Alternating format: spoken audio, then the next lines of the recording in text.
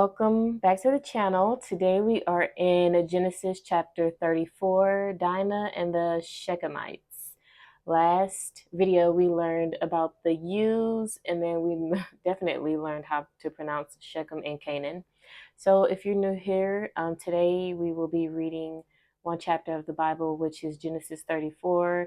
And I try to upload a video every day or every other day of chapters of the Bible, and I'm going in order. So right now we're in Genesis 34 today.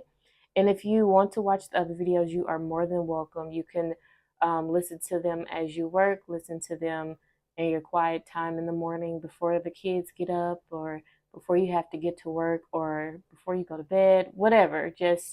I encourage you to read a chapter a day of the Bible because a lot of us have busy lives. So this is tailor-made for the people that do have busy lives and still want to find time to read the Bible. You can even listen to it while you're driving, but I prefer or recommend that you all read it while you have some time where you can actually open the Bible and read with me, or just watch the video with no interruptions. So without further ado, we always say the Lord's Prayer, so please join me. Our Father, thou art in heaven, hallowed be thy name. Thy kingdom come, thy will be done on earth as it is in heaven.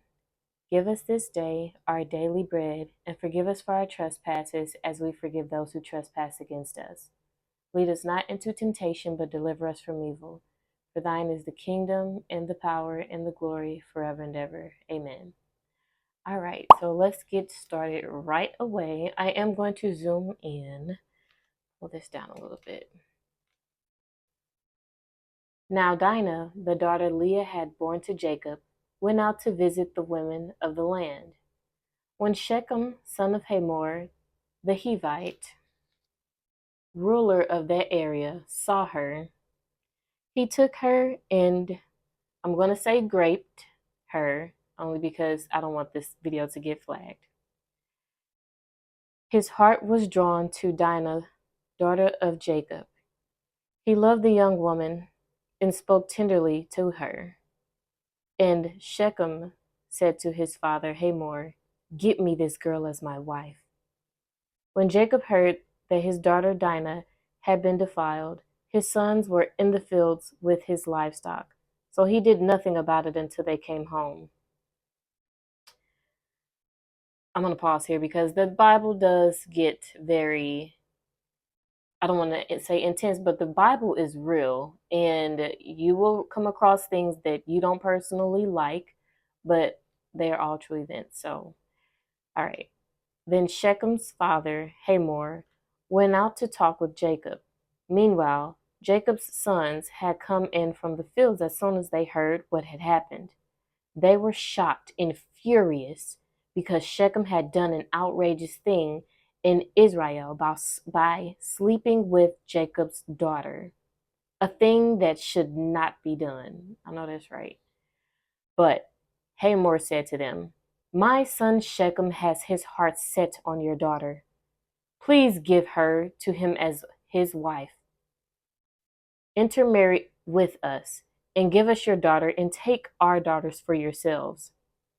You can settle among us. The land is open to you. Live in it, trade in it, and acquire property in it." Then Shechem said to Dinah's father and brothers, "Let me find favor in your eyes, and I will give you whatever you ask. Make the price for the bride and the gift I am to bring as great as you like, and I'll pay whatever you ask me. Only give me the young woman as my wife." Because their sister Dinah had been defiled, Jacob's sons replied deceitfully as they spoke to Shechem and his father Hamor. They said to them, "We can't do such a thing. We can't give our sister to a man who is not circumcised. That would be a disgrace to us. We will enter into an agreement with you on one condition only: that you become like us by circumcising all your males. Then we will give you our daughters and take your daughters for ourselves. will settle among you and become one people with you. But if you will not agree to be circumcised, we'll take our sister and go." Their proposal seemed good to Hamor and his son Shechem. The young man, who was the most honored in all his father's families, lost no time in doing what they said, because he was delighted with Jacob's daughter. So Hamor and his son Shechem went to the gates of the city to speak to the men of their city. "These men are friendly towards us," they said. "Let them live in our land and trade in it. The land has plenty of room for them. We can marry their daughters and they can marry ours.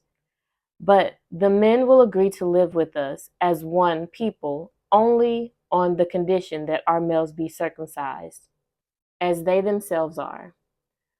Won't their livestock, their property, and all their animals become ours? So let us agree to their terms, and they will settle among us." All the men who went out of the city gate agreed with Hamor and his son Shechem, and every male in the city was circumcised. 3 days later, while all of them were still in pain, two of Jacob's sons, Simeon and Levi, Dinah's brothers, took their swords and attacked the unsuspecting city, killing every male. They put Hamor and his son Shechem to the sword and took Dinah from Shechem's house and left. The sons of Jacob came upon the dead bodies and looted the city where their sister had been defiled. They seized their flocks and herds and donkeys and everything else of theirs in the city and out in the fields. They carried off all their wealth and all their women and children, taking as plunder everything in the houses. Then Jacob said to Simeon and Levi, "You have brought trouble on me by making me obnoxious to the Canaanites and the Perizzites, the people living in this land. We are few in number, and if they join forces against me and attack me, I and my household will be destroyed." But they replied, "Should he have treated our sister like a prostitute?" Mm. Well, we've just finished chapter 34. So join me in chapter 35. If you need to go back and just let that soak in, let that simmer a bit, because I know I do, please do so. Take some notes, get you a notebook. That there is a lot to take in. So go back if you need to. I will see you in chapter 35 of Genesis, where Jacob returns to Bethel.